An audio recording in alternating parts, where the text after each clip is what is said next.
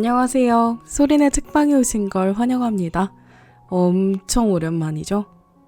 봄이 지난 시점에 인사를 했던 것 같은데 시간이 벌써 봄을 기다리는 시점이 되어버렸어요. 다들 어떻게 지내셨나요? 저는 정말 많은 일들이 있었어요. 우선 이직을 하게 됐어요.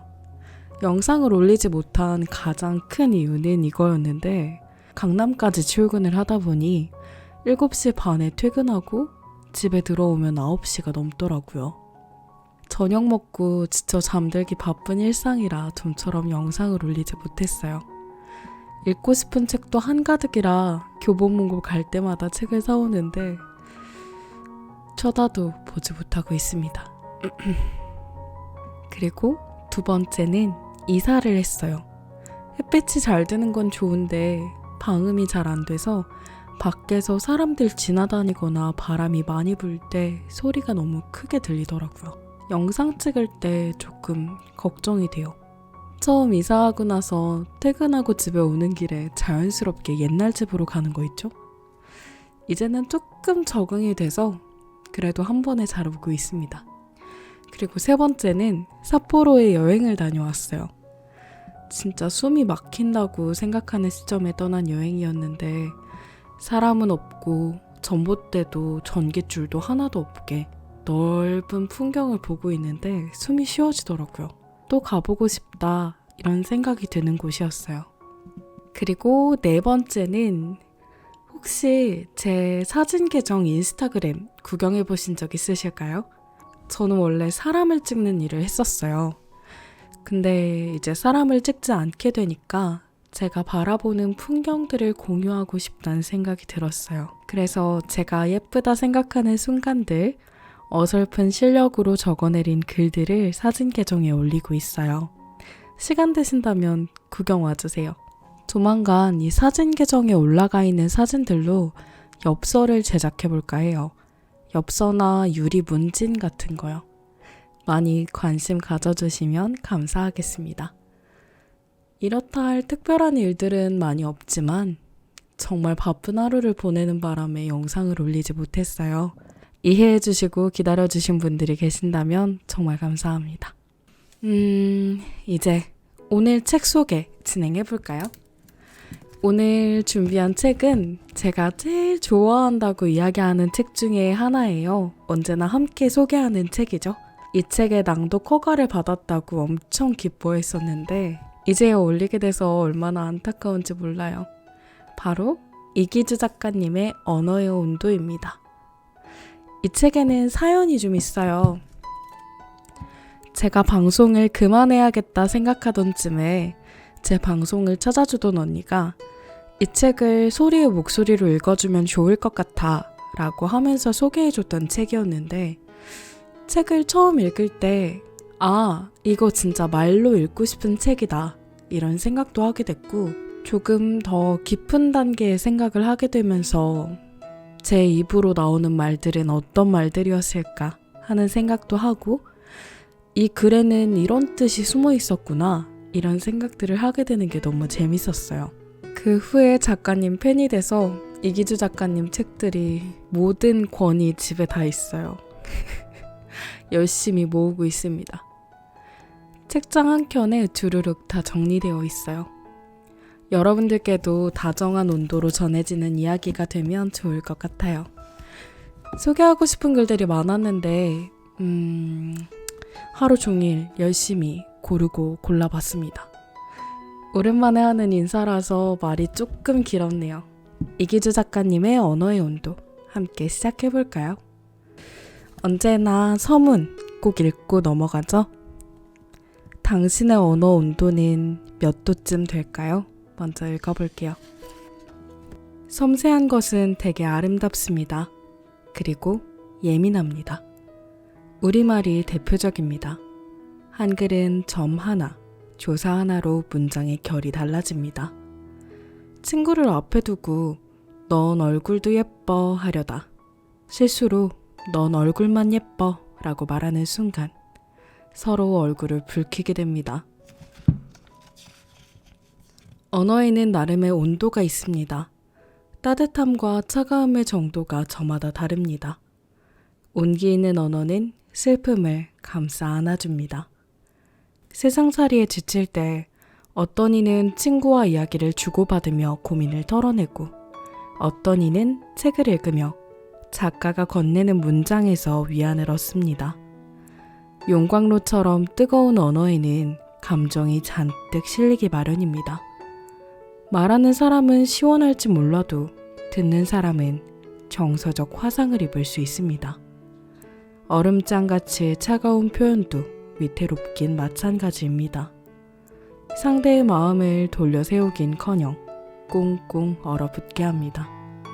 그렇다면 이 책을 집어든 당신의 언어 온도는 몇 도쯤 될까요? 글쎄요.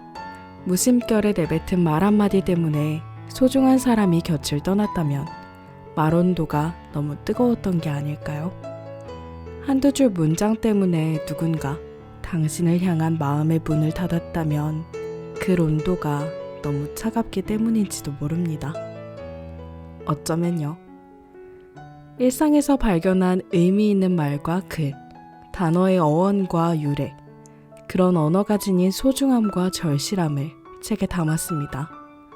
페이지를 넘길 때마다 문장과 문장에 호흡을 불어넣으며 적당히 뜨거운 음식을 먹듯 천천히 곱씹어 읽어주세요. 그러면서 각자 언어 온도는 스스로 되짚어봤으면 하는 바람입니다. 이 책이 그런 계기가 되었으면 합니다. 여전히 많은 것이 가능합니다. 봄비 내리는 소리에 귀를 기울이며 이기주.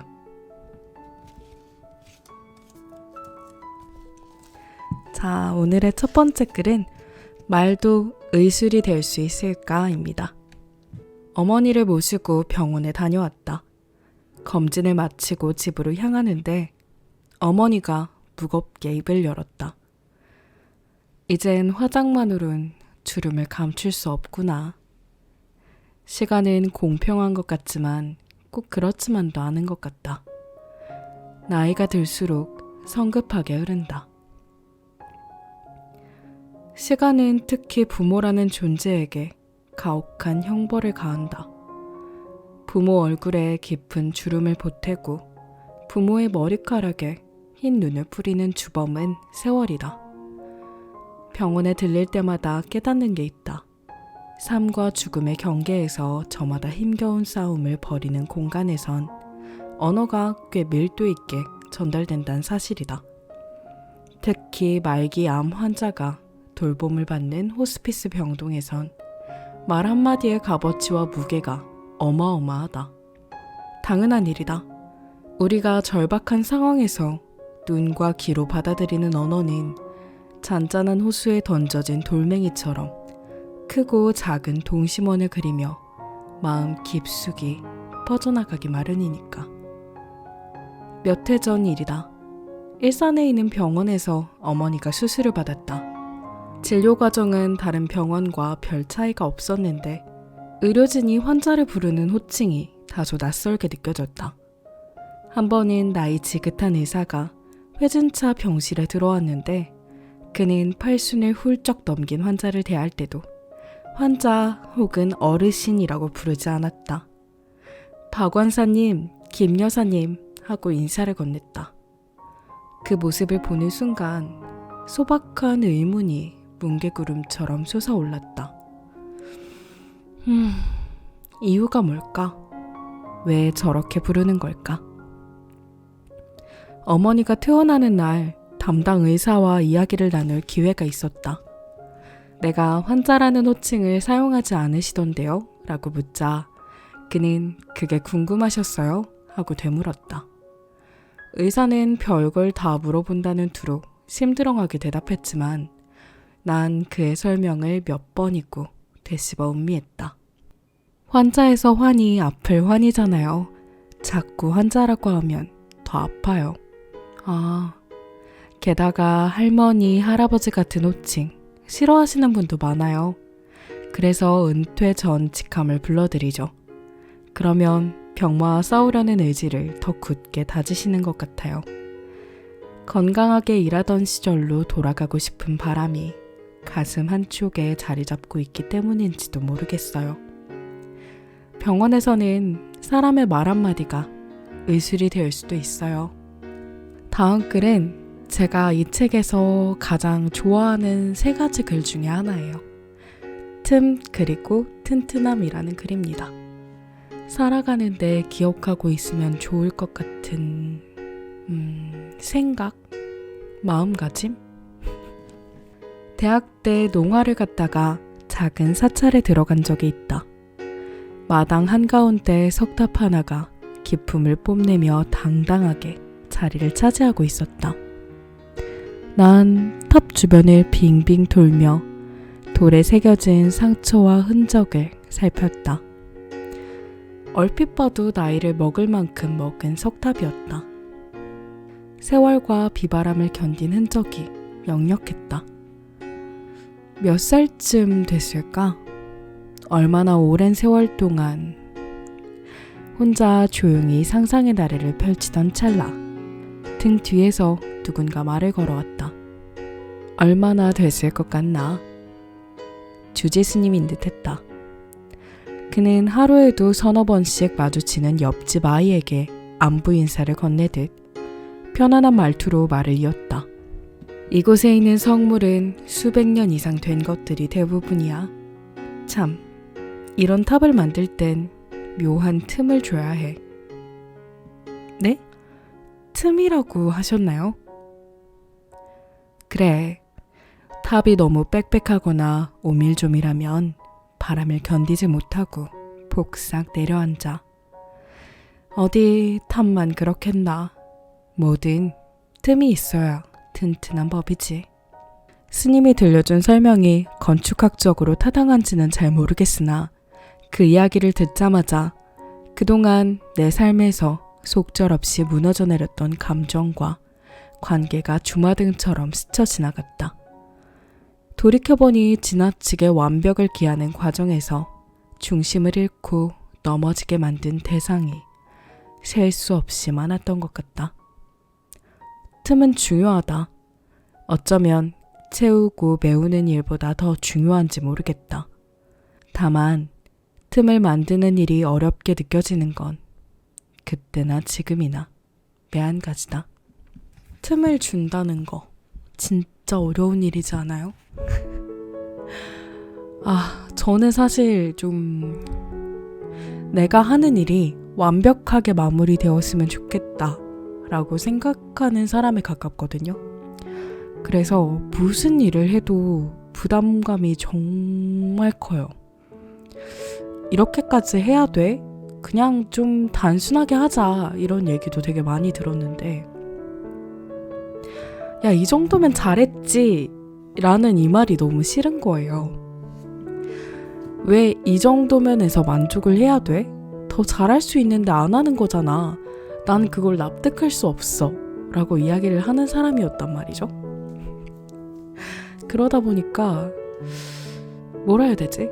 마찰도 자주 일어나고 그 마찰을 견디느라 더 힘이 들어가더라고요. 근데 요즘은 제가 힘드니까 그런 걸 좀 내려놓고 그래, 할 수 있는 데까지 하자 이러고 일을 하는데 확실히 마음에는 편안한 게 맞는 것 같아요. 욕심은 지금도 완벽하게 해내기이지만 그건 진짜 욕심이니까. 다음 글은 당신은 5월을 닮았군요 라는 글입니다. 1년 12달 중에서 난 계절의 여왕으로 불리는 5월을 가장 좋아한다. 5월의 속성을 한 단어로 요약하면 잘하다가 아닐까 싶다. 5월을 뜻하는 메이는 그리스 신화에 등장하는 풍요와 증식의 여신 마이아에서 왔다. 5월이 되면 모든 게 쑥쑥 자란다. 들판의 곡식이 무럭무럭 자라기 시작하고 사람의 감정도 충만해진다. 몇 해 전 5월, 한 여인을 향해 내 안에 숨어있던 수줍은 목소리를 끄집어냈다. 그 고백은 햇빛이 못 미치는 우물 속 깊은 곳에서 순수한 수맥을 퍼올리는 일처럼 조심스러웠다. 난 은밀하게, 섬세하게 감정을 전달하고 싶었다. 표현을 고르고 고른 끝에 사랑해요, 좋아해요 같은 말 대신 당신 정말이지 5월을 닮았군요 하고 마른 침을 삼키며 고백했다. 물론 이는 영화 카사블랑카에서 험프리 보가트가 한 손에 와인잔을 들고 여주인공에게 들이댄 당신의 눈동자를 위해 건배라는 대사만큼이나 간질간질할 수도 있겠다. 하지만 난 진심이었다. 진심은 인간이 행하는 거의 모든 행위에 면죄부를 제공한다. 더군다나 사랑이란 감정은 은유와 무척 닮았다. 사랑이 싹트면 아무리 목석 같은 사람도 내 마음은 호수요 식의 은유적 문장을 습관적으로 동원해 연정을 드러내곤 한다. 마음이라는 종이 위에 시적인 표현이 시도 때도 없이 자라기 때문이다. 몇몇 작가들도 이야기하지 않았던가? 사랑은 메타포로 시작된다 라고. 다음 글도 제가 좋아하는 글입니다. 부재의 존재라는 글입니다. 한적한 바닷가에 있는 작은 마을 가마쿠라에서 평범한 일상을 꾸려가는 세 자매는 15년 전 집을 나간 아버지가 사망했다는 부고를 접한다. 자매는 아버지와 불륜을 저지른 여자 사이에서 태어난 이복 동생 스즈와 어색하게 대면한다. 다름 아닌 아버지 장례식에서 이 무슨 황당한 시츄에이션인가. 하지만 자매는 나이에 비해 의젓한 스즈를 보는 순간 피는 물보다 진하다는 생각에 가슴이 뜨거워지는 것을 느끼며 그녀를 가족으로 받아들이기로 한다. 스즈, 우리와 함께 살지 않을래? 영화 바닷마을 다이어리는 갯내음 가득한 바닷가 마을을 배경으로 서로를 다독이며 행복을 찾아가는 네 자매의 사연을 그렸다. 영화는 유독 밥 먹는 장면이 자주 나온다. 이유가 있다. 자매가 즐겨 먹는 멸치덮밥, 해산물 카레는 아버지와 나누었던 추억이 서려있는 소박하지만 소중한 음식이다. 세련되게 말하면 소울푸드, 정감있게 표현하면 그리운 맛이라고 할까. 나 역시 나이가 들수록 유독 맛보고 싶은 음식이 있다. 대학 시절 학교 쪽문에서 호호 불어가며 먹던 칼제비의 푸짐함이 그립고 이거 다 비워야 키 큰다며 할머니가 만들어준 콩국수의 맛도 잊을 수 없다. 돌이켜보면 그런 음식 곁엔 특정한 사람과 특정한 분위기가 있었던 것 같다. 음식을 맛보며 과거를 떠올린다는 건 그 음식 자체가 그리운 게 아니라 함께 먹었던 사람과 분위기를 그리워하는 건지도 모른다. 그리운 맛은 그리운 기억을 호출한다. 영화 속 세 자매는, 아니 네 자매는 식탁을 마주하고 음식을 먹는 과정을 통해 오래전 아버지와 함께 나누었던 미각과 추억을 되살려낸다. 그 기억은 자매를 단단하게 결속한다. 그들이 이런저런 일로 티격태격 다투면서도 묘한 동질감을 느끼며 암암리에 닮아가는 이유도 여기에 있다. 현실에서도 부재의 존재가 사람 마음을 뒤흔드는 경우를 더러 경험하게 된다. 몇 해 전 사고로 아버지를 잃은 친구 녀석이 최근 술자리에서 음식에 얽힌 이야기를 들려주었다. 아버지 장례식 치르고 며칠 뒤 식구들이 모여서 외식을 했어. 근데 식당에서 밑반찬으로 멸치볶음이 나온 거야. 그걸 보자마자 너나 할 것 없이 일제히 눈물을 쏟았어. 그랬구나. 그런데 왜? 아버지가 생전에 멸치볶음을 정말 좋아하셨거든. 아버지는 멸치볶음만 있으면 자리에 앉기 무섭게 밥 한 공기를 뚝딱 비우곤 하셨어. 그 기억이 나서 손을 뻗으면 만져질 것 같은 아버지에 대한 기억이 자꾸만 떠올라서. 여러분도 이런 음식 있어요? 저는 있는 것 같아요. 뭐라고 해야 되지? 어렸을 때 엄마와 만들었던 음식 아니면 아빠가 자주 해줬던 음식, 이런 건 요즘에도 한 번씩 생각이 나요. 온 가족이 같이 먹었던 음식, 이런 거. 다음 글은 제가 좀 찔리는 글입니다. 솔로 감기 취향론이라는 글 읽어볼게요. 인간은 외로움에 사무치면 자신의 그림자라도 부둥켜 안고 살아가야 하는 존재라고. 사랑을 줄 대상을 찾지 못해 감정을 마음에 담아두기만 하면 어느 순간 곱는다고 강변하는 친구 A가 있다. 하지만 세상에서 가장 어려운 일이 말을 행동으로 옮기는 일이다. A도 마찬가지.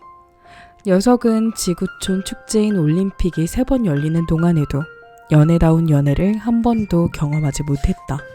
호감에서 출발한 감정이 사랑에 도달하지 못하고 신기루처럼 사라질 때마다 A는 에드바르 뭉크의 그림 절규에 나오는 사내처럼 양손으로 얼굴을 부여잡고 비명을 질렀다고 한다. 녀석은 술자리에서 늘 궁시렁댔다. 연애하고 싶은데, 정말이지 연애를 하고 싶은데 그게 잘 안 된다고 그런 녀석이 줄기차게 주장하는 이론이 있다. 이름하여 솔로 감기 취향론이다. 연애와 건강은 뗄래야 뗄 수 없는 불가분의 관계에 있다는 게 핵심이다. 연애는 단순히 감정을 나누는 행위가 아니야. 심리적 안정과 스트레스 해소는 물론 체내 면역력 강화에도 도움을 주지. 나를 봐. 연애를 못해서 감기와 함께 살다시피 하잖아. 솔로가 감기에 취약한 게 분명해. 참으로 어설픈, 아니 서글픈 이론이다. 게다가 치명적인 오류가 있다. 육상 경기에서 바통 터치를 하듯 끊임없이 연애 상대를 갈아치우는 사람도 잔병에 시달리는 경우가 적지 않다. 이런 사례는 어떻게 설명해야 할까? 내 우문에 말려든 녀석은 즉각 우답을 내놓았다. 그건 아주 간단해. 바람을 피워서 그런 거야. 배우자나 연인에게 외도 사실을 들키지 않을까? 노심초사하는 사람치고 스트레스를 받지 않는 사람이 없지. 스트레스가 건강에 해롭다는 건 세상 말할 필요도 없겠지? 면역력도 감퇴할 테고 아주 쉽지? 말도 안 되는 주장이다. 단 A는 늘 외롭다고 호소한다. 그리고 사시사철 감기를 달고 산다. 이제 A가 연애에 성공해서 감기에 걸리지 않으면 이 이론은 증명된 거야. 맞지? 나 요즘 감기 엄청 많이 달고 살아. 이번에도 감기 걸려가지고 오늘 아침에도 골골거렸어. 다음 글은 둘만의 보물찾기라는 글인데요.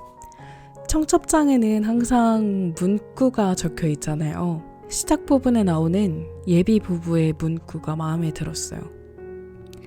아파트 우편함에 친구 제이가 보낸 청첩장이 꽂혀 있었다. 봉투를 열었다. 결혼을 앞둔 예비 부부의 심경이 고스란히 전해지는 톡톡 튀는 문장이 청첩장 하단에 박혀 있었다. 어차피 인생은 도전의 연속입니다.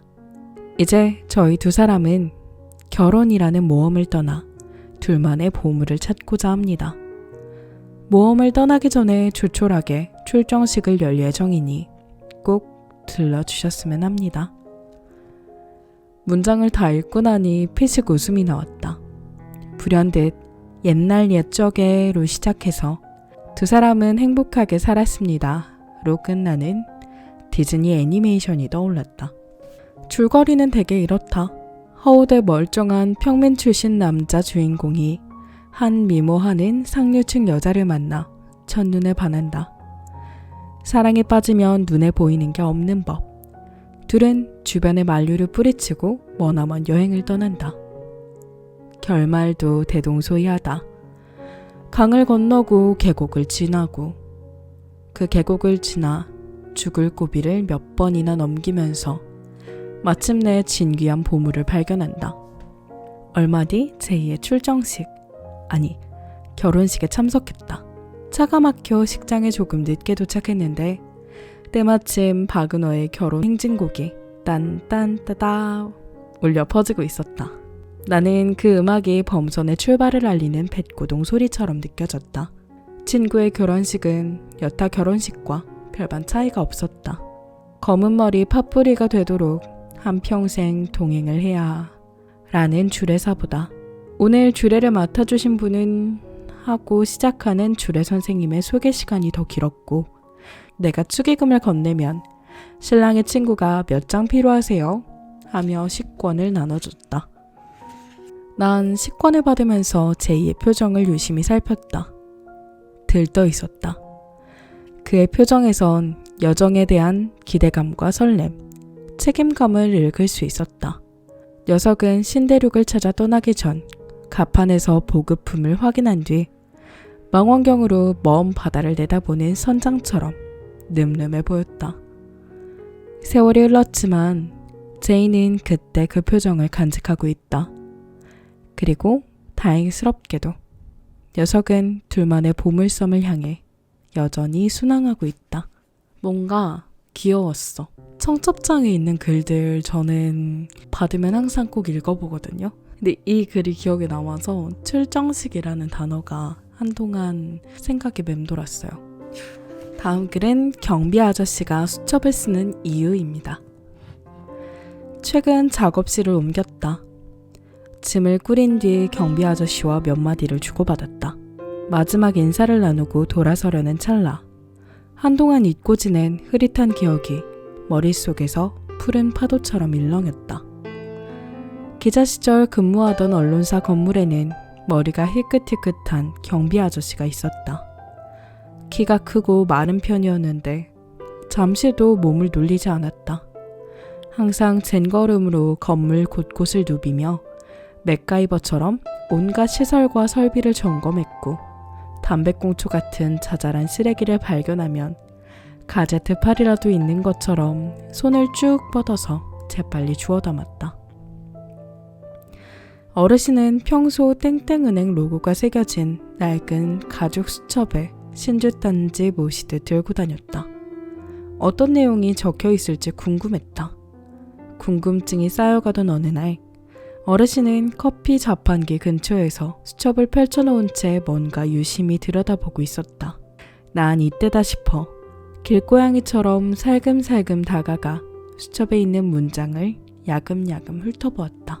그런데 웬걸 수첩에는 굵은 볼펜으로 꾹꾹 눌러 쓴 것 같은 기념일 몇 줄만 덩그러니 쓰여 있었다. 한 장에만 적은 것 같진 않았다. 몇 장에 걸쳐 비슷한 단어와 숫자가 적혀 있었다. 우리가 처음 만난 날 4월 23일, 마누라 생일 2월 17일, 당신을 만난 때 4월 23일, 당신 태어난 날 2월 17일, 결혼기념일? 아내를 처음 만난 날? 평소 어르신이 애처가의 면모를 보이긴 했지만 언뜻 이해가 되지 않았다. 왜 유사한 내용을 반복적으로 써놓은 걸까? 의문이 풀리는데 그리 오랜 시간이 걸리지 않았다.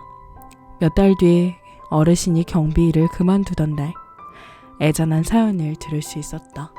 어르신은 소갈이 하던 신자가 신부 앞에서 고해성사를 하듯 고개를 숙인 채 숙연한 표정으로 말했다. 얼마 전에 내가 치매 판정을 받았어. 뭐라고 할까? 기억이 슬금슬금 도망을 치는 것 같기도 하고 진귀한 보물을 강탈당하는 느낌도 들어. 정말요? 전혀 몰랐어요. 아침에 일어나면 모든 것이 희미해. 엊그제 일은 흐릿하고 1년 전 일은 이미 머릿속에서 빠져나간 기분이 들어. 과거의 기억이 마구 뒤섞여 있어서 선명한 기억이 별로 없어. 그나마 진행 속도가 빠르지 않은 것을 위안으로 삼고 있다네. 예, 너무 심각한 표정 짓지 말게. 어쩌겠나. 과거 속에서만 살 수는 없는 노릇이지 않나. 그냥 내게 주어지는 하루를 내 생애 가장 젊은 날로 생각하기로 했지. 가장 젊은 날. 참, 병원에서 진단을 받고 나오면서 중요한 결심을 했다네. 어떤 결심을요? 다른 건 다 잊어도 아내 생일 같은 건 잊지 말자고. 아, 어르신은 말을 흐렸다. 나도 말을 흐렸다. 묻고 싶은 이야기가 많았지만 입을 다물었다. 침묵보다 나은 표현이 좀 채 떠오르지 않았다. 나는 입을 벌리지 않았지만 귀는 더 크게 열었다. 어르신이 내뱉는 문장과 내신 숨소리에 귀를 기울였다. 그의 사연과 한숨에는 회한과 슬픔과 삶에 대한 애착 같은 것이 복잡하게 뒤섞여 있었다. 난 먹먹한 가슴을 쓰다듬으며 작별 인사를 건넸다. 가벼운 눈인사를 나누고 출구 쪽으로 걸어갔다. 벼란간 아내 생일이라는 문장이 귓전을 때렸다. 어르신 수첩에 빼곡하게 적혀있던 날짜도 덩달아 떠올랐다. 아차, 어르신은 치매 진단을 받은 다음부터 자신의 기억을 지키기 위해 메모하는 일을 반복한 것인가? 영화 메멘토에서 단기 기억 상실증에 걸린 남자가 몸에 문신을 그려가며 파편적인 기억을 재구성한 것처럼 어르신도 동일한 문장을 수첩에 적어가며 아내와 나눈 추억을 붙잡고 싶었던 게 아닐까. 어르신이 퇴직한 뒤 난 이런저런 퍼즐 조각을 끼워 맞춰 동료들에게 이야기를 들려주었다. 경비 어르신의 애틋한 사연을, 그리고 언젠가 확인하고 싶다고 했다. 내 추측이 맞는지 아니면 다른 사연이 있는 건지. 어떤 동료가 맞장구를 치기도 했으나 몇몇은 왜 그런 걸 궁금해하느냐며 되레 나를 궁금해했다. 하지만 난 지금도 어르신이 사용하던 것과 비슷한 수첩을 볼 때마다 그가 어렵게 내뱉은 한마디를 떠올리곤 한다. 그 문장은 종종 내 머리와 가슴으로 들어와 리듬을 타며 천천히 흐른다. 하루를 내 인생에서 가장 젊은 날로 받아들이기로 했지. 그리고 다른 건 다 잊어도 아내 생일과 기념일 같은 소중한 것은 잊지 않으려 하네. 다정한 남편이죠. 안타깝기도 하고. 다음 글, 이 책에 좋아하는 3가지 글 중 마지막 글입니다. 바람도 둥지의 재료라는 글이에요. 흐린 가을이었다. 누군가에 대한 그리움을 꼭꼭 눌러 담아 하늘에 편지를 쓰고 싶은 그런 날이었다. 운전 중에 신호를 기다리다 작은 새 한 마리가 미루나무 꼭대기에 둥지를 짓는 모습을 보았다. 녀석은 제 몸 길이보다 기다란 나뭇가지를 쉴 새 없이 운반하며 얼키설키 보금자리를 엮고 있었다. 기특해 보였다. 차를 멈추고 지켜보기로 했다. 그때였다. 휙 하고 한 자락 바람이 불었다. 미루나무가 여러 갈래로 흔들리자 녀석이 애써 쌓아 올린 나뭇가지에서 서너 개의 가지가 떨어져 나와 바닥으로 곤두박질했다. 궁금했다. 녀석은 왜 하필 이런 날 집을 짓는 걸까? 날씨도 좋지 않은데. 집에 돌아와 조류 관련 서적을 뒤적였다. 일부 조류는 비바람이 부는 날을 일부러 골라 둥지를 짓는다고 했다. 바보 같아서가 아니다. 악천후에도 견딜 수 있는 튼실한 집을 짓기 위해서다. 내가 목격한 새도 그러한 이유로 흐린 하늘을 가르며 날개짓을 한 게 아닌가 싶다. 나뭇가지와 돌멩이뿐만 아니라 비와 바람을 둥지의 재료로 삼으며 바람이 많이 불어도 쓰러지지 않는 집을 만들겠다는 의지가 분명한 새였어요. 다음 글은 분노를 대하는 방법입니다. 분노는 인간의 보편적 감정인지 모른다. 살다 보면 누구나 상대방을 죽일 듯이 물어뜯고 싶은 순간이 있고 그런 감정을 제어하지 못해 속이 시커멓게 타들어가는 경우도 많다. 화를 참지 못해 크나큰 화를 당하기도 한다. 극지에 사는 이누이트들은 분노를 현명하게 다스린다. 아니, 놓아준다. 그들은 화가 치밀어 오르면 하던 일을 멈추고 무작정 걷는다고 한다. 언제까지? 분노의 감정이 스르륵 가라앉을 때까지. 그리고 충분히 멀리 왔다 싶으면 그 자리에 긴 막대기 하나를 꽂아두고 온다. 미움, 원망, 서러움으로 얽히고 설킨 누군가에게 화상을 입힐지도 모르는 지나치게 뜨거운 감정을 그곳에 남겨두고 돌아오는 것이다. 어느 책에서 이 이야기를 읽고 내 분노가 훑고 지나간 스케드 마크를 되짚어 보았다. 가끔은 노여움을 놓아주지 못하고 붙잡으려 한 것 같아서 그런 기억이 떠올라서 얼굴이 불그스레 달아올랐다. 그리고 어쩌면 활활 타오르던 분노는 애당초 내 것이 아니라 내가 싫어하는 사람에게서 잠시 빌려온 건지도 모른다는 생각이 들었다. 시간이라는 냉각기를 통과해 화가 식는 게 아니라 본래 분노가 태어난 곳으로 돌아간 것일 수도 있다고 생각했다. 빌려온 것은 어차피 내 것이 아니므로 빨리 보내줘야 한다.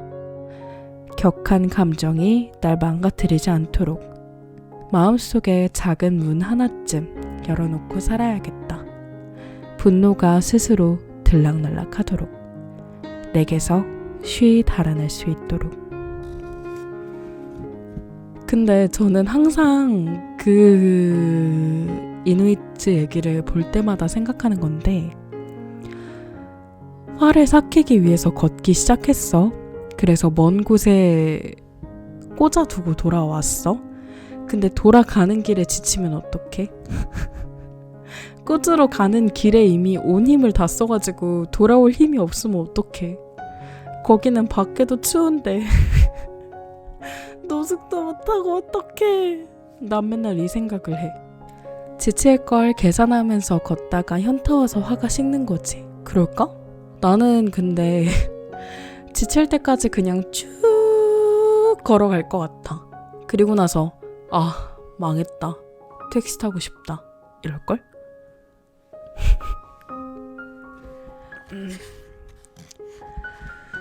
다음 글은 이름을 부르는 일입니다. 얼마 전 사무실 근처에 있는 카페를 찾았다. 한 남성이 욕신으로 빙의를 했는지 동물 명칭과 숫자 등을 창의적으로 조합해서 친구의 이름을 격하게 부르짖고 있었다. 그는 아무런 죄책감도 느끼지 않는 듯했다. 누군가의 이름을 부르는 행위는 그리 하찮은 일이 아니다. 이름을 뜻하는 한자 명은 저녁석 밑에 입구를 받친 구조다. 이를 글자 그대로 풀어보자. 저녁에 입을 벌리다? 나쁘진 않지만 좀 더 상상력을 발휘해보면 어떨까? 때는 바야흐로 인류의 생활 방식이 수렵과 채집에서 유목과 농경으로 넘어가던 어느 날 저녁, 온종일 단백질과 탄수화물을 확보하기 위해 동분서주한 아버지와 어머니가 지친 몸을 이끌고 집으로 돌아온다. 줄임배를 움켜쥐고 있던 아이들의 귀에 인기척이 들려온다. 하지만 토머스 에디슨이 백열전구를 발명하기 훨씬 전이기 때문에 천지는 어둠과 정적으로 뒤덮여 있다. 영희와 철수는 귀를 쫑긋 세워 발소리에 집중한다. 엄마와 아빠일까? 아님 강 건너 마을에서 침입한 약탈자일까?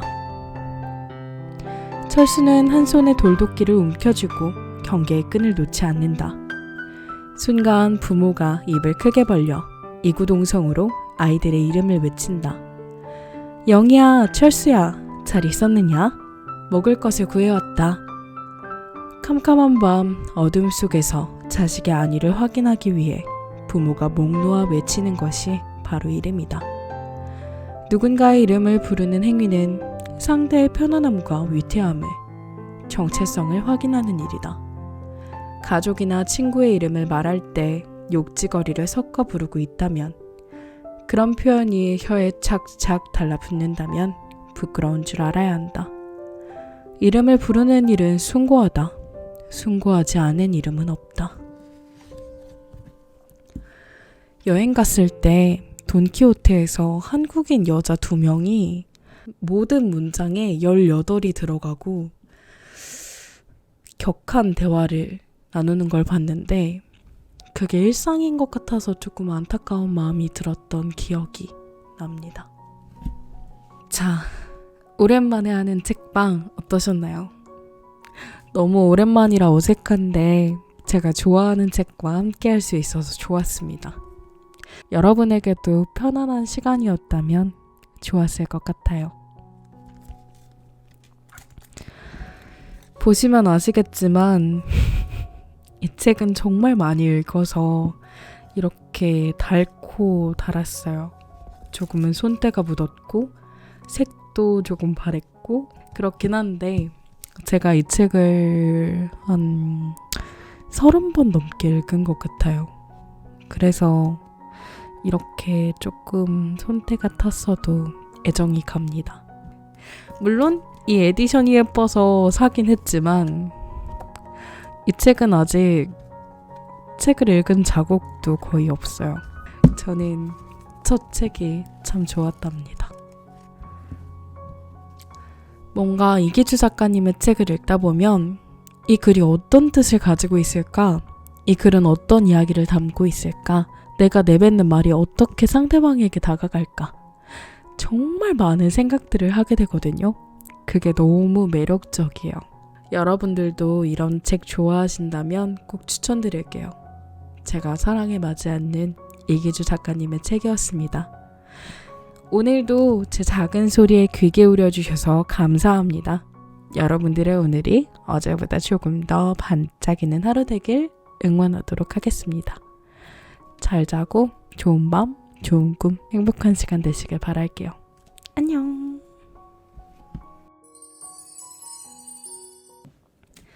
안녕하세요. 소리네 책방에 오신 걸 환영합니다. 엄청 오랜만이죠? 봄이 지난 시점에 인사를 했던 것 같은데 시간이 벌써 봄을 기다리는 시점이 되어버렸어요. 다들 어떻게 지내셨나요? 저는 정말 많은 일들이 있었어요. 우선 이직을 하게 됐어요. 영상을 올리지 못한 가장 큰 이유는 이거였는데 강남까지 출근을 하다 보니 7시 반에 퇴근하고 집에 들어오면 9시가 넘더라고요. 저녁 먹고 지쳐 잠들기 바쁜 일상이라 좀처럼 영상을 올리지 못했어요. 읽고 싶은 책도 한가득이라 교보문고 갈 때마다 책을 사오는데 쳐다도 보지 못하고 있습니다. 그리고 두 번째는 이사를 했어요. 햇빛이 잘 드는 건 좋은데 방음이 잘 안 돼서 밖에서 사람들 지나다니거나 바람이 많이 불 때 소리가 너무 크게 들리더라고요. 영상 찍을 때 조금 걱정이 돼요. 처음 이사하고 나서 퇴근하고 집에 오는 길에 자연스럽게 옛날 집으로 가는 거 있죠? 이제는 조금 적응이 돼서 그래도 한 번에 잘 오고 있습니다. 그리고 세 번째는 삿포로에 여행을 다녀왔어요. 진짜 숨이 막힌다고 생각하는 시점에 떠난 여행이었는데 사람은 없고 전봇대도 전깃줄도 하나도 없게 넓은 풍경을 보고 있는데 숨이 쉬어지더라고요. 또 가보고 싶다 이런 생각이 드는 곳이었어요. 그리고 네 번째는 혹시 제 사진 계정 인스타그램 구경해 보신 적 있으실까요? 저는 원래 사람을 찍는 일을 했었어요. 근데 이제 사람을 찍지 않게 되니까 제가 바라보는 풍경들을 공유하고 싶다는 생각이 들었어요. 그래서 제가 예쁘다 생각하는 순간들, 어설픈 실력으로 적어내린 글들을 사진 계정에 올리고 있어요.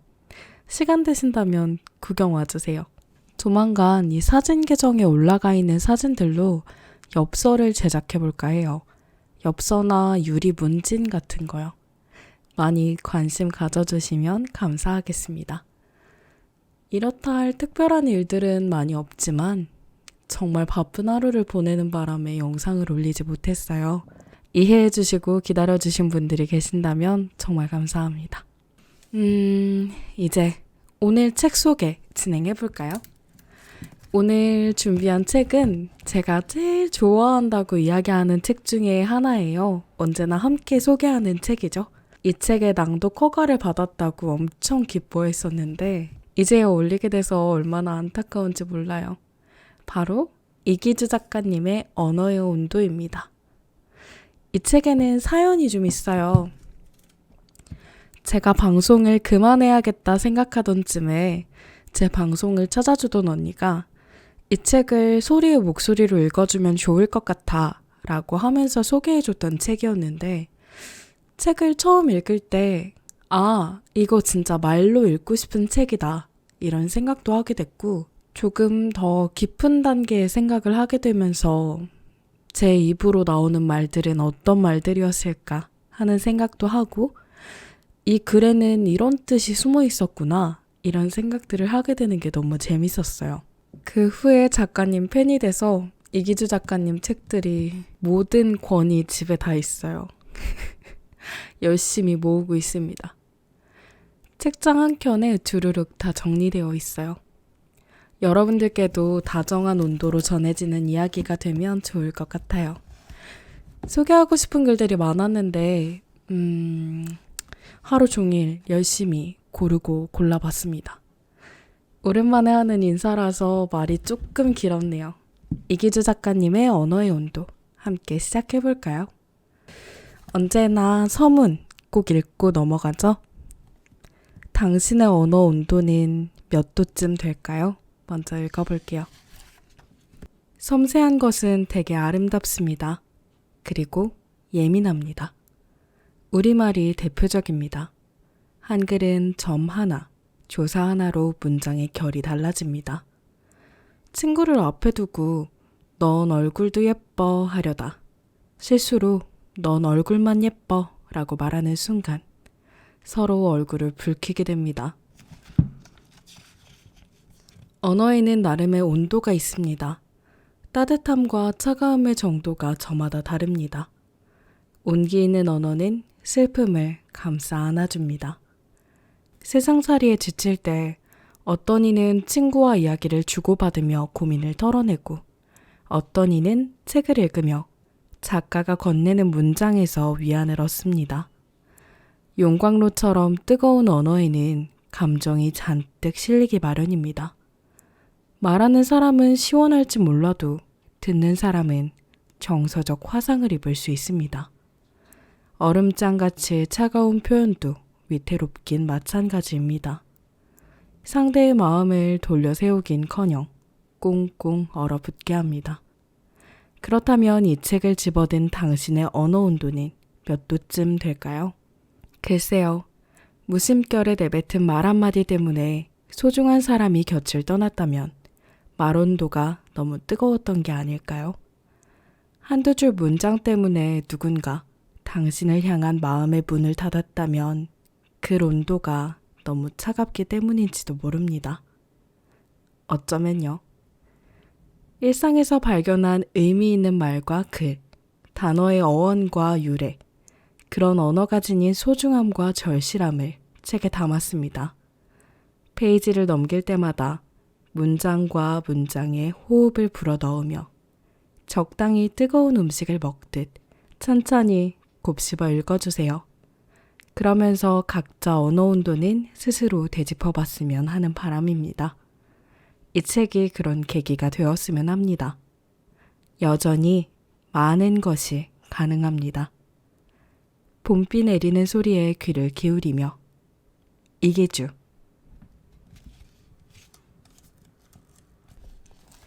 자, 오늘의 첫 번째 글은 말도 의술이 될 수 있을까입니다. 어머니를 모시고 병원에 다녀왔다. 검진을 마치고 집으로 향하는데 어머니가 무겁게 입을 열었다. 이젠 화장만으론 주름을 감출 수 없구나.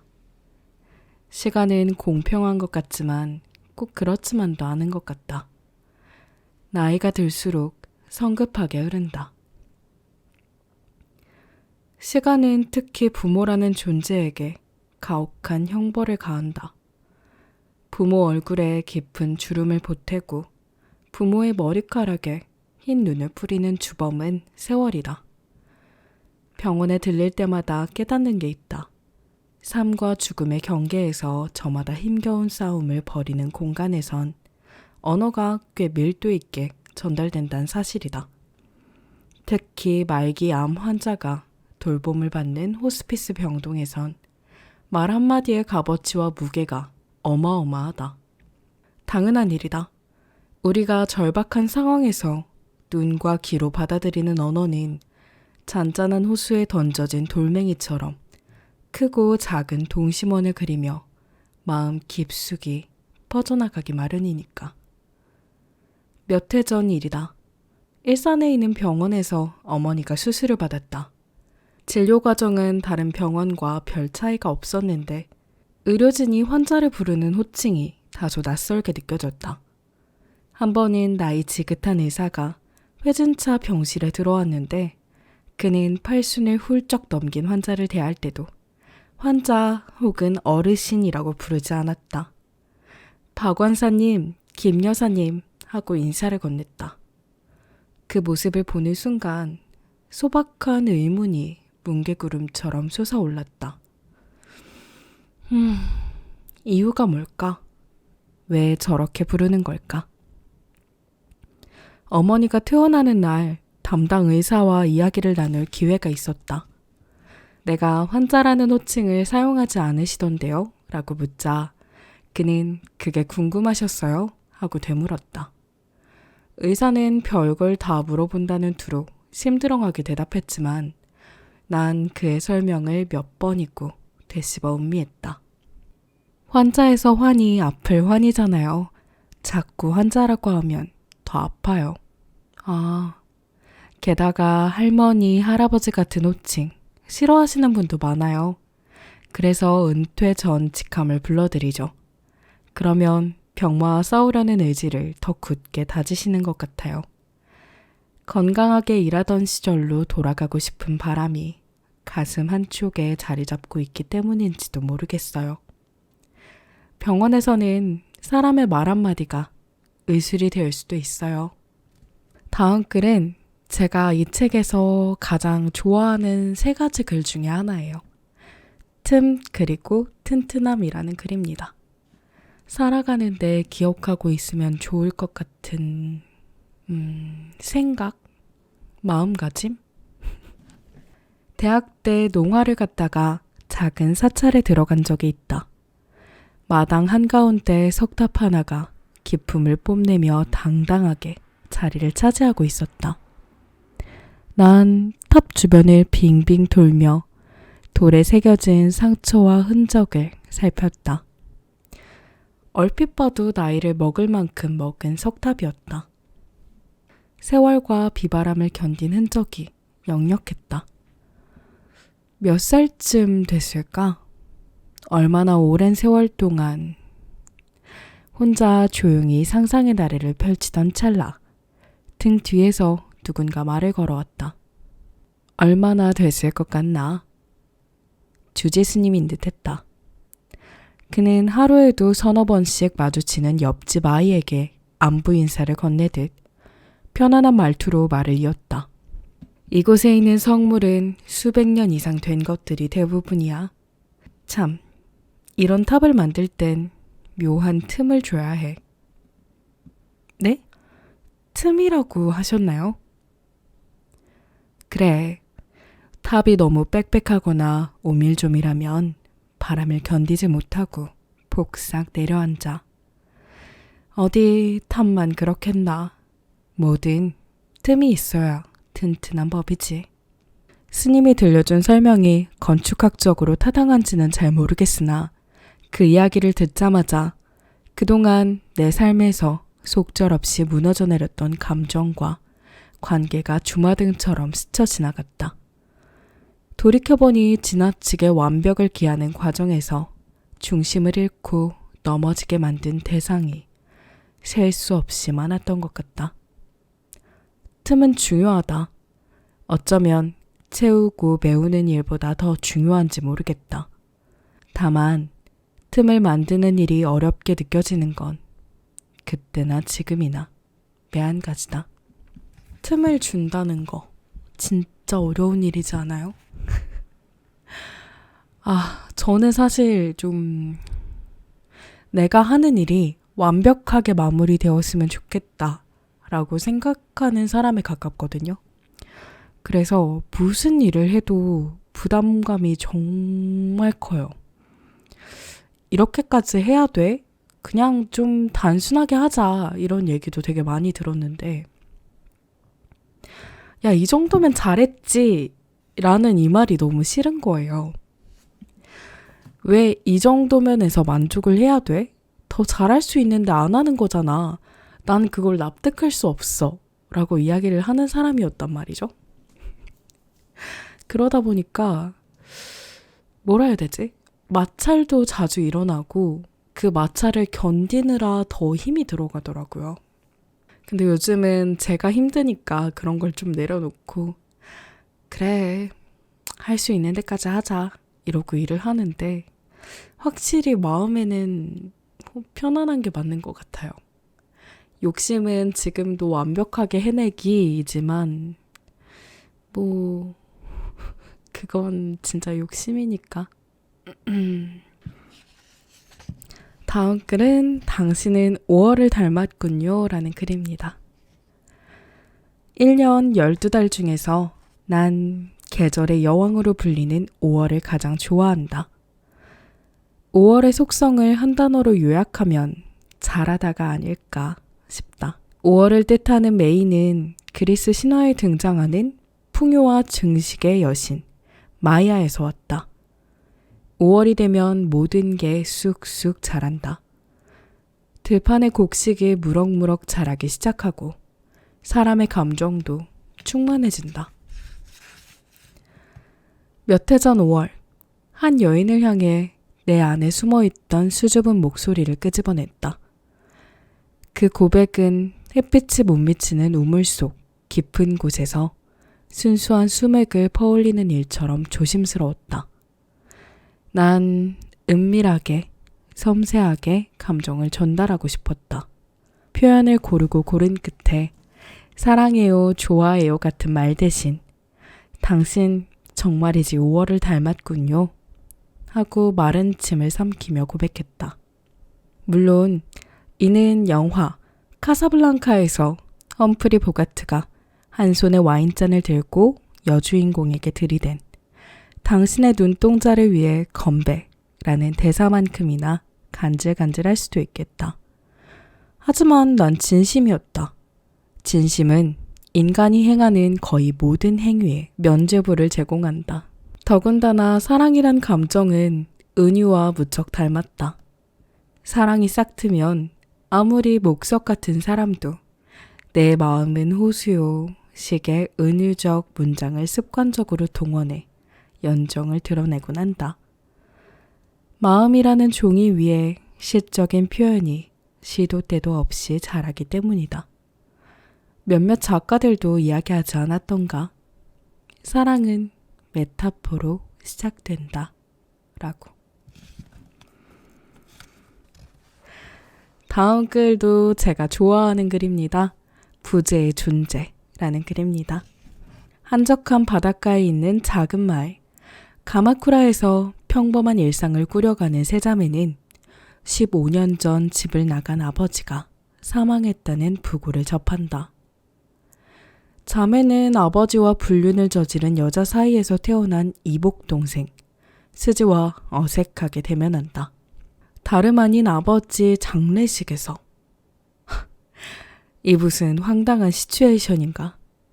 하지만 자매는 나이에 비해 의젓한 스즈를 보는 순간 피는 물보다 진하다는 생각에 가슴이 뜨거워지는 것을 느끼며 그녀를 가족으로 받아들이기로 한다. 스즈, 우리와 함께 살지 않을래?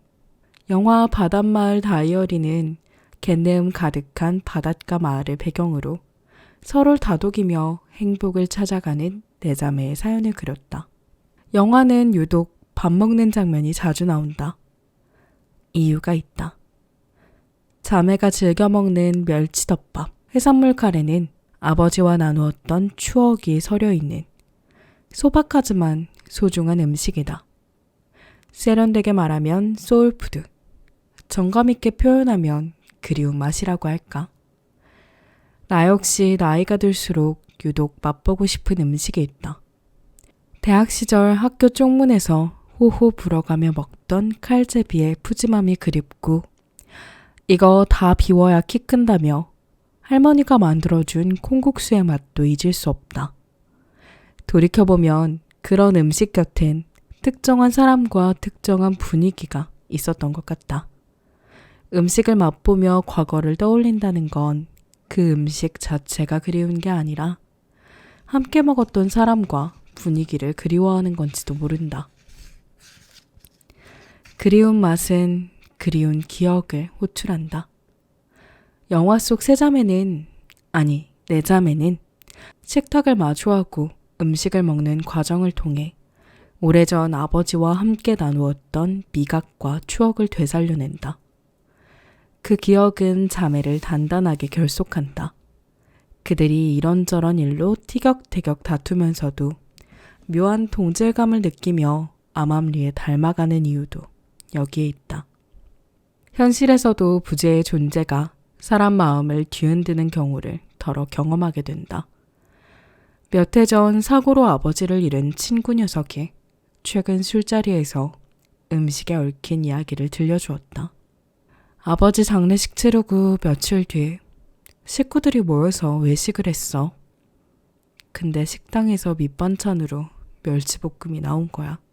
그걸 보자마자 너나 할 것 없이 일제히 눈물을 쏟았어. 그랬구나.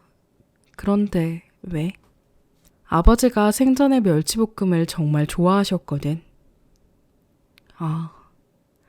아버지는 멸치볶음만 있으면 자리에 앉기 무섭게 밥 한 공기를 뚝딱 비우곤 하셨어.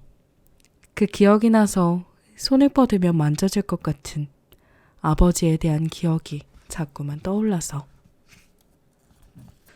여러분도 이런 음식 있어요? 저는 있는 것 같아요. 뭐라고 해야 되지? 어렸을 때 엄마와 만들었던 음식 아니면 아빠가 자주 해줬던 음식 이런 건 요즘에도 한 번씩 생각이 나요. 온 가족이 같이 먹었던 음식 이런 거. 다음 글은 제가 좀 찔리는 글입니다. 솔로 감기 취향론이라는 글 읽어볼게요. 인간은 외로움에 사무치면 자신의 그림자라도 부둥켜 안고 살아가야 하는 존재라고. 사랑을 줄 대상을 찾지 못해 감정을 마음에 담아두기만 하면 어느 순간 곱는다고 강변하는 친구 A가 있다. 하지만 세상에서 가장 어려운 일이 말을 행동으로 옮기는 일이다. A도 마찬가지. 녀석은 지구촌 축제인 올림픽이 3번 열리는 동안에도 연애다운 연애를 한 번도 경험하지 못했다. 호감에서 출발한 감정이 사랑에 도달하지 못하고 신기루처럼 사라질 때마다 A는 에드바르 뭉크의 그림 절규에 나오는 사내처럼 양손으로 얼굴을 부여잡고 비명을 질렀다고 한다. 녀석은 술자리에서 늘 궁시렁댔다. 연애하고 싶은데, 정말이지 연애를 하고 싶은데 그게 잘 안 된다고 그런 녀석이 줄기차게 주장하는 이론이 있다. 이름하여 솔로 감기 취향론이다. 연애와 건강은 뗄래야 뗄 수 없는 불가분의 관계에 있다는 게 핵심이다. 연애는 단순히 감정을 나누는 행위가 아니야. 심리적 안정과 스트레스 해소는 물론 체내 면역력 강화에도 도움을 주지. 나를 봐. 연애를 못해서 감기와 함께 살다시피 하잖아. 솔로가 감기에 취약한 게 분명해. 참으로 어설픈, 아니 서글픈 이론이다. 게다가 치명적인 오류가 있다.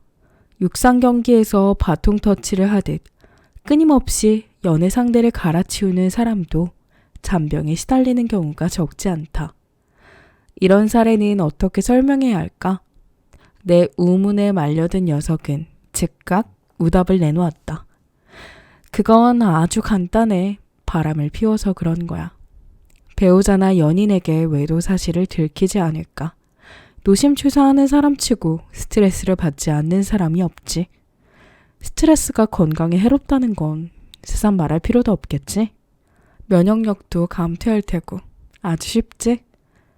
말도 안 되는 주장이다. 단 A는 늘 외롭다고 호소한다. 그리고 사시사철 감기를 달고 산다. 이제 A가 연애에 성공해서 감기에 걸리지 않으면 이 이론은 증명된 거야. 맞지? 나 요즘 감기 엄청 많이 달고 살아. 이번에도 감기 걸려가지고 오늘 아침에도 골골거렸어. 다음 글은 둘만의 보물찾기라는 글인데요. 청첩장에는 항상 문구가 적혀 있잖아요. 시작 부분에 나오는 예비 부부의 문구가 마음에 들었어요. 아파트 우편함에 친구 제이가 보낸 청첩장이 꽂혀 있었다. 봉투를 열었다. 결혼을 앞둔 예비 부부의 심경이 고스란히 전해지는 톡톡 튀는 문장이 청첩장 하단에 박혀 있었다. 어차피 인생은 도전의 연속입니다. 이제 저희 두 사람은 결혼이라는 모험을 떠나 둘만의 보물을 찾고자 합니다. 모험을 떠나기 전에 조촐하게 출정식을 열 예정이니 꼭 들러주셨으면 합니다. 문장을 다 읽고 나니 피식 웃음이 나왔다. 불현듯 옛날 옛적에로 시작해서 두 사람은 행복하게 살았습니다.로 끝나는 디즈니 애니메이션이 떠올랐다. 줄거리는 대개 이렇다. 허우대 멀쩡한 평민 출신 남자 주인공이 한 미모하는 상류층 여자를 만나 첫눈에 반한다. 사랑에 빠지면 눈에 보이는 게 없는 법. 둘은 주변에 만류를 뿌리치고 머나먼 여행을 떠난다. 결말도 대동소이하다. 강을 건너고 계곡을 지나고 그 계곡을 지나 죽을 고비를 몇 번이나 넘기면서 마침내 진귀한 보물을 발견한다. 얼마 뒤 제2의 출정식, 아니 결혼식에 참석했다. 차가 막혀 식장에 조금 늦게 도착했는데 때마침 박은호의 결혼 행진곡이 딴딴따다 울려 퍼지고 있었다. 나는 그 음악이 범선의 출발을 알리는 뱃고동 소리처럼 느껴졌다. 친구의 결혼식은 여타 결혼식과 별반 차이가 없었다. 검은 머리 팥뿌리가 되도록 한평생 동행을 해야 라는 주례사보다 오늘 주례를 맡아주신 분은 하고 시작하는 주례 선생님의 소개 시간이 더 길었고 내가 축의금을 건네면 신랑의 친구가 몇 장 필요하세요? 하며 식권을 나눠줬다. 난 식권을 받으면서 제이의 표정을 유심히 살폈다. 들떠 있었다. 그의 표정에선 여정에 대한 기대감과 설렘, 책임감을 읽을 수 있었다. 녀석은 신대륙을 찾아 떠나기 전 갑판에서 보급품을 확인한 뒤 망원경으로 먼 바다를 내다보는 선장처럼 늠름해 보였다. 세월이 흘렀지만 제이는 그때 그 표정을 간직하고 있다. 그리고 다행스럽게도 녀석은 둘만의 보물섬을 향해 여전히 순항하고 있다. 뭔가 귀여웠어. 청첩장에 있는 글들 저는 받으면 항상 꼭 읽어보거든요. 근데 이 글이 기억에 남아서 출정식이라는 단어가 한동안 생각에 맴돌았어요. 다음 글은 경비 아저씨가 수첩을 쓰는 이유입니다. 최근 작업실을 옮겼다. 짐을 꾸린 뒤 경비 아저씨와 몇 마디를 주고받았다. 마지막 인사를 나누고 돌아서려는 찰나 한동안 잊고 지낸 흐릿한 기억이 머릿속에서 푸른 파도처럼 일렁였다. 기자 시절 근무하던 언론사 건물에는 머리가 희끗희끗한 경비 아저씨가 있었다. 키가 크고 마른 편이었는데 잠시도 몸을 놀리지 않았다. 항상 젠걸음으로 건물 곳곳을 누비며 맥가이버처럼 온갖 시설과 설비를 점검했고 담배꽁초 같은 자잘한 쓰레기를 발견하면 가제트 팔이라도 있는 것처럼 손을 쭉 뻗어서 재빨리 주워 담았다. 어르신은 평소 땡땡은행 로고가 새겨진 낡은 가죽 수첩에 신주단지 모시듯 들고 다녔다. 어떤 내용이 적혀 있을지 궁금했다. 궁금증이 쌓여가던 어느 날 어르신은 커피 자판기 근처에서 수첩을 펼쳐놓은 채 뭔가 유심히 들여다보고 있었다. 난 이때다 싶어 길고양이처럼 살금살금 다가가 수첩에 있는 문장을 야금야금 훑어보았다. 그런데 웬걸 수첩에는 굵은 볼펜으로 꾹꾹 눌러 쓴 것 같은 기념일 몇 줄만 덩그러니 쓰여 있었다. 한 장에만 적은 것 같진 않았다. 몇 장에 걸쳐 비슷한 단어와 숫자가 적혀 있었다. 우리가 처음 만난 날 4월 23일, 마누라 생일 2월 17일, 당신을 만난 때 4월 23일, 당신 태어난 날 2월 17일, 결혼기념일? 아내를 처음 만난 날? 평소 어르신이 애처가의 면모를 보이긴 했지만 언뜻 이해가 되지 않았다. 왜 유사한 내용을 반복적으로 써놓은 걸까? 의문이 풀리는데 그리 오랜 시간이 걸리지 않았다. 몇 달 뒤 어르신이 경비일을 그만두던 날 애잔한 사연을 들을 수 있었다. 어르신은 소갈이 하던 신자가 신부 앞에서 고해성사를 하듯 고개를 숙인 채 숙연한 표정으로 말했다.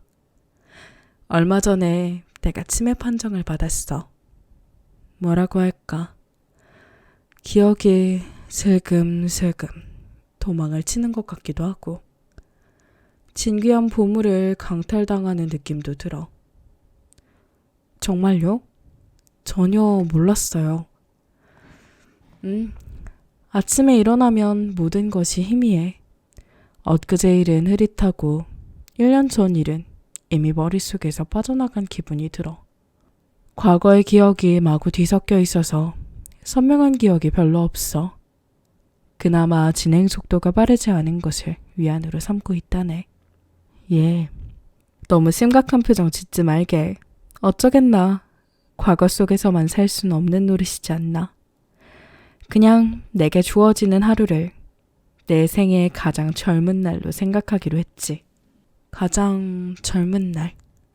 참, 병원에서 진단을 받고 나오면서 중요한 결심을 했다네. 어떤 결심을요? 다른 건 다 잊어도 아내 생일 같은 건 잊지 말자고. 아, 어르신은 말을 흐렸다. 나도 말을 흐렸다. 묻고 싶은 이야기가 많았지만 입을 다물었다. 침묵보다 나은 표현이 좀 채 떠오르지 않았다. 나는 입을 벌리지 않았지만 귀는 더 크게 열었다. 어르신이 내뱉는 문장과 내쉰 숨소리에 귀를 기울였다. 그의 사연과 한숨에는 회한과 슬픔과 삶에 대한 애착 같은 것이 복잡하게 뒤섞여 있었다. 난 먹먹한 가슴을 쓰다듬으며 작별 인사를 건넸다. 가벼운 눈인사를 나누고 출구 쪽으로 걸어갔다. 벼란간 아내 생일이라는 문장이 귓전을 때렸다. 어르신 수첩에 빼곡하게 적혀있던 날짜도 덩달아 떠올랐다. 아차, 어르신은 치매 진단을 받은 다음부터 자신의 기억을 지키기 위해 메모하는 일을 반복한 것인가? 영화 메멘토에서 단기 기억 상실증에 걸린 남자가 몸에 문신을 그려가며 파편적인 기억을 재구성한 것처럼 어르신도 동일한 문장을 수첩에 적어가며 아내와 나눈 추억을 붙잡고 싶었던 게 아닐까. 어르신이 퇴직한 뒤 난 이런저런 퍼즐 조각을 끼워 맞춰 동료들에게 이야기를 들려주었다. 경비 어르신의 애틋한 사연을, 그리고 언젠가 확인하고 싶다고 했다. 내 추측이 맞는지 아니면 다른 사연이 있는 건지. 어떤 동료가 맞장구를 치기도 했으나 몇몇은 왜 그런 걸 궁금해하느냐며 되레 나를 궁금해했다. 하지만 난 지금도 어르신이 사용하던 것과 비슷한 수첩을 볼 때마다 그가 어렵게 내뱉은 한마디를 떠올리곤 한다. 그 문장은 종종 내 머리와 가슴으로 들어와 리듬을 타며 천천히 흐른다. 하루를 내 인생에서 가장 젊은 날로 받아들이기로 했지. 그리고 다른 건 다 잊어도 아내 생일과 기념일 같은 소중한 것은 잊지 않으려 하네. 다정한 남편이죠. 안타깝기도 하고. 다음 글, 이 책에 좋아하는 3가지 글 중 마지막 글입니다. 바람도 둥지의 재료라는 글이에요. 흐린 가을이었다. 누군가에 대한 그리움을 꼭꼭 눌러 담아 하늘에 편지를 쓰고 싶은 그런 날이었다. 운전 중에 신호를 기다리다 작은 새 한 마리가 미루나무 꼭대기에 둥지를 짓는 모습을 보았다. 녀석은 제 몸 길이보다 기다란 나뭇가지를 쉴 새 없이 운반하며 얼키설키 보금자리를 엮고 있었다. 기특해 보였다. 차를 멈추고 지켜보기로 했다. 그때였다. 휙 하고 한 자락 바람이 불었다. 미루나무가 여러 갈래로 흔들리자 녀석이 애써 쌓아 올린 나뭇가지에서 서너 개의 가지가 떨어져 나와 바닥으로 곤두박질했다. 궁금했다. 녀석은 왜 하필 이런 날 집을 짓는 걸까? 날씨도 좋지 않은데. 집에 돌아와 조류 관련 서적을 뒤적였다. 일부 조류는 비바람이 부는 날을 일부러 골라 둥지를 짓는다고 했다. 바보 같아서가 아니다. 악천후에도 견딜 수 있는 튼실한 집을 짓기 위해서다. 내가 목격한 새도 그러한 이유로 흐린 하늘을 가르며 날개짓을 한 게 아닌가 싶다. 나뭇가지와 돌멩이뿐만 아니라 비와 바람을 둥지의 재료로 삼으며 바람이 많이 불어도 쓰러지지 않는 집을 만들겠다는 의지가 분명한 새였어요. 다음 글은 분노를 대하는 방법입니다. 분노는 인간의 보편적 감정인지 모른다. 살다 보면 누구나 상대방을 죽일 듯이 물어뜯고 싶은 순간이 있고 그런 감정을 제어하지 못해 속이 시커멓게 타들어가는 경우도 많다. 화를 참지 못해 크나큰 화를 당하기도 한다. 극지에 사는 이누이트들은 분노를 현명하게 다스린다. 아니, 놓아준다. 그들은 화가 치밀어 오르면 하던 일을 멈추고 무작정 걷는다고 한다. 언제까지? 분노의 감정이 스르륵 가라앉을 때까지. 그리고 충분히 멀리 왔다 싶으면 그 자리에 긴 막대기 하나를 꽂아두고 온다. 미움, 원망, 서러움으로 얽히고 설킨 누군가에게 화상을 입힐지도 모르는 지나치게 뜨거운 감정을 그곳에 남겨두고 돌아오는 것이다. 어느 책에서 이 이야기를 읽고 내 분노가 훑고 지나간 스케드 마크를 되짚어 보았다. 가끔은 노여움을 놓아주지 못하고 붙잡으려 한 것 같아서 그런 기억이 떠올라서 얼굴이 붉을스레 달아올랐다. 그리고 어쩌면 활활 타오르던 분노는 애당초 내 것이 아니라 내가 싫어하는 사람에게서 잠시 빌려온 건지도 모른다는 생각이 들었다. 시간이라는 냉각기를 통과해 화가 식는 게 아니라 본래 분노가 태어난 곳으로 돌아간 것일 수도 있다고 생각했다. 빌려온 곳은 어차피 내 것이 아니므로 빨리 보내줘야 한다. 격한 감정이 날 망가뜨리지 않도록 마음속에 작은 문 하나쯤 열어놓고 살아야겠다. 분노가 스스로 들락날락하도록 내게서 쉬이 달아날 수 있도록. 근데 저는 항상 그 이누이트 얘기를 볼 때마다 생각하는 건데 화를 삭히기 위해서 걷기 시작했어. 그래서 먼 곳에 꽂아두고 돌아왔어. 근데 돌아가는 길에 지치면 어떡해? 꽂으러 가는 길에 이미 온 힘을 다 써가지고 돌아올 힘이 없으면 어떡해? 거기는 밖에도 추운데 노숙도 못하고 어떡해? 난 맨날 이 생각을 해. 지칠 걸 계산하면서 걷다가 현타 와서 화가 식는 거지. 그럴까? 나는 근데 지칠 때까지 그냥 쭉 걸어갈 것 같아. 그리고 나서 망했다. 택시 타고 싶다. 이럴걸?